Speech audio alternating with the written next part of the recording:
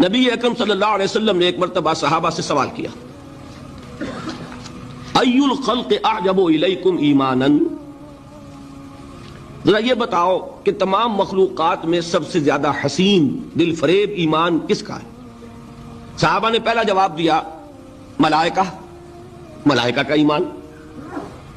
حضور نے فرمایا وما لهم لا یؤمنون وهم عند ربهم، وہ کیسے ایمان نہ لائیں جبکہ وہ تو اپنے رب کے پاس ہے؟ کون سا کمال ہوا ان کا؟ ان کے تو سامنے حقائق ہیں، وہ جو جنت کو دیکھتا ہو دوزخ کو دیکھتا ہو وہ ایمان لے آیا تو کیا کمال ہے؟ وہ تو ابو جہل بھی جب دیکھے گا پکا ایمان لے آئے گا۔ تو گویا کہ حضور نے جواب کو رد کر دیا۔ اب دوسری اٹیمپٹ کی صحابہ نے، فالنبیون، پھر انبیاء کا معاملہ ہے، آپ نے اس کو بھی رد کر دیا۔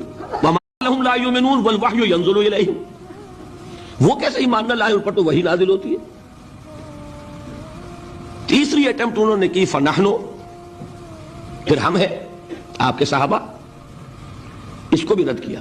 وما لکم لا تؤمنون وانا بین اظہرکم، تم کیسے ایمان نہ لاؤ جبکہ میں تمہارے درمیان موجود ہوں، مجھے دیکھ رہے ہو۔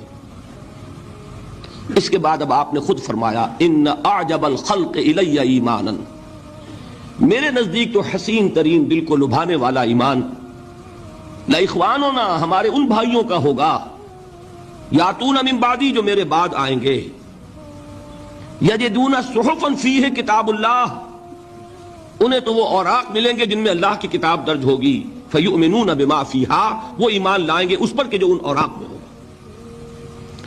اس سے یہ مغالطہ نہ ہو جائے کہ رتبے کے اعتبار سے ایمان جو ہے صحابہ کا کمتر ہے بعد والوں سے، نہیں۔ ایک ہے کسی چیز کی بلندی عظمت، ایک ہے کسی چیز کا حسن، اس کی دل فریبی۔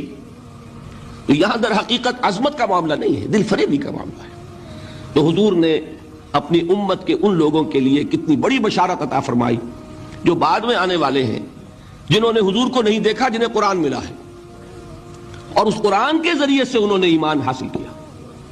اللہ تعالیٰ مجھے اور آپ کو ان میں سے بنا دے اور ان میں شامل کر دے۔